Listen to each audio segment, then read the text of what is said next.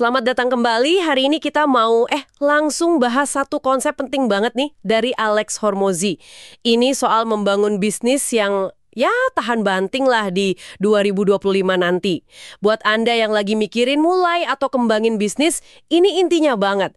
Kita nggak akan ngomongin taktik-taktik sesaat atau trik viral gitu ya. Fokus kita ke satu rasio fundamental yang benar-benar nentuin bisnis Anda bisa jalan terus atau enggak.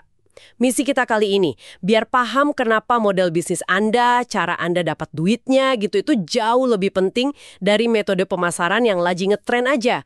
Oke, siap ya? Kita kupas bareng-bareng. Nah, Hormozi ini kan dia bedain banget ya antara metode sama model. Metode itu kayak trik medsos, tagar viral, itu kan datang dan pergi ya. Cepat banget gantinya. Iya, betul. Gampang banget usang gitu ya, metode itu. Nah, yang awet, yang tahan lama itu ya model bisnisnya. Intinya ya hitungan ekonominya. Gimana bisnis itu secara dasar menghasilkan dan muterin uang. Bener. Dan seringnya orang fokus ke metode ya, padahal modelnya... Padahal model itu soal keberlanjutan kan. Cash flow arus kas, itu kan napasnya bisnis. Oksigennya lah. Kalau nggak ada itu, wah, metode secanggih apapun ya percuma aja. Makanya aturan nomor satunya Hormozi kan, jangan sampai bangkrut. Model yang sehat itu yang jaga biar nggak kehabisan napas. Oke. Nah, jantungnya model yang sehat ini katanya ada di rasio antara LTV sama CAC. Bisa dijelasin dikit nggak? Oke. LTV itu lifetime value atau lebih tepatnya mungkin lifetime gross profit ya. Jadi berapa sih total laba kotor yang kita dapat dari satu pelanggan selama dia jadi pelanggan kita? Oh, oke. Total laba kotor ya, bukan cuma omset. Betul, laba kotornya. Nah, dibandingin sama CAC, Customer Acquisition Cost. Gampangnya, biaya buat dapetin pelanggan itu. Nah, ini dia. Hormozi kan juga nyaranin, usahain CAC itu balik modal dalam 30 hari pertama ya. Kenapa tuh kok 30 hari? Iya, itu penting banget. Terutama ya buat bisnis yang baru mulai atau modalnya mungkin terbatas gitu. Tujuannya jelas, biar cash flow-nya cepat positif, jadi bisnis bisa langsung bernafas lega di awal. Nggak nunggu lama buat balik modal akuisisi. Masuk akal banget sih. Jadi simpelnya nilai pelanggan LTV harus lebih gede dari biaya dapetinnya, CAC. Persis. LTV harus lebih besar dari CAC. Ini matematika dasar banget dalam bisnis. Kadang kita nyalain iklan nggak efektif, padahal mungkin model ekonomi bisnis kita sendiri yang belum beres. Hormozi kan sering kasih contoh gym ya. Yang model lama tuh gimana tuh? Yang dia bilang tawaran murah di depan, $21 buat 21 hari gitu. Iya, itu contoh klasik. Harapannya kan orang terus langganan yang $99 per bulan. Tapi kenyataannya, CAC-nya malah jadi mahal, bisa $100-300. Sementara duit masuk di awal dikit banget, ya cash flow-nya seret. Terus dia ubah jadi gimana modelnya? Nah, dia ganti jadi tantangan 6 minggu, tapi bayarnya di muka, $600. Wah, lumayan ya. Lumayan. Ditambah lagi dia jualan suplemen, terus ada opsi bayar di muka buat langganan tahunan.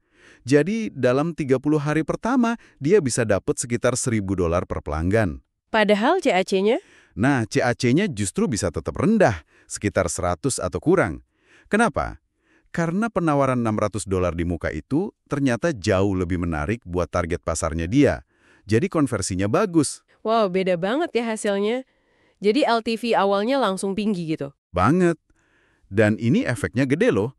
Bukan cuma soal profit lebih cepat, tapi ini ngasih mereka kekuatan buat belanja iklan lebih banyak dari kompetitor.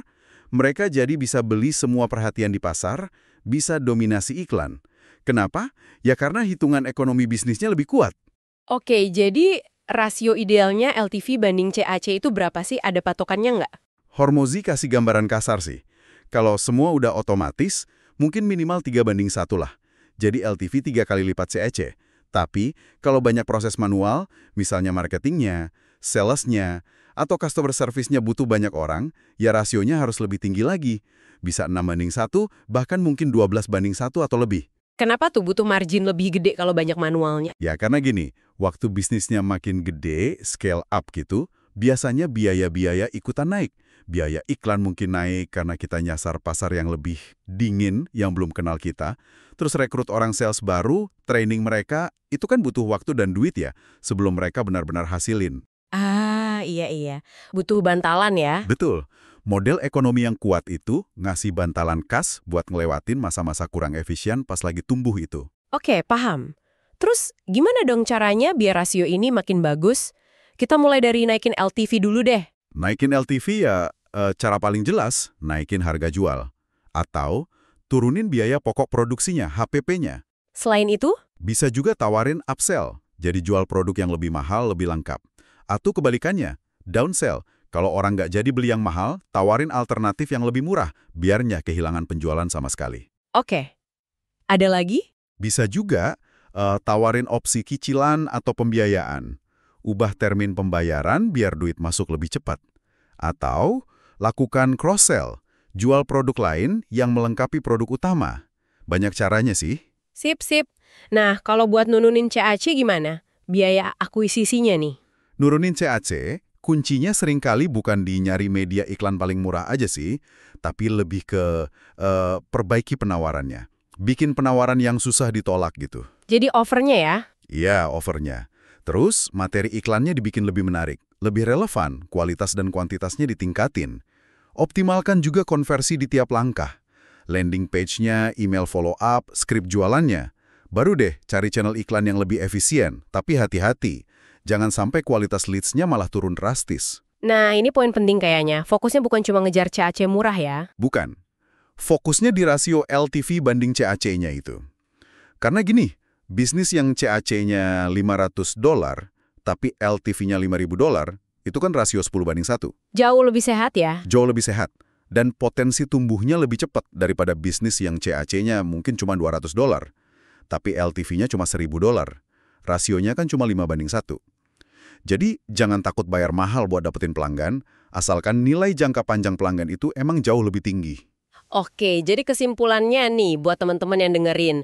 Kalau lagi bangun bisnis, fokusnya jangan ke metode mulu, tapi ke model ekonominya ya.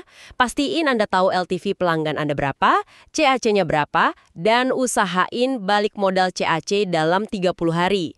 Model yang kuat ini jadi keunggulan jangka panjang Anda. Betul banget.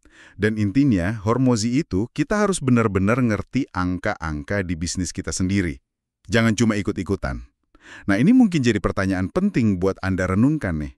Gimana cara paling simpel, tapi cukup akurat buat ngipung rasio LTV CAC bisnis Anda sekarang?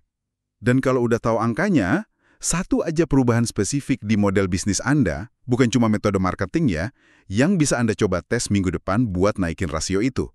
Coba dipikirkan ya.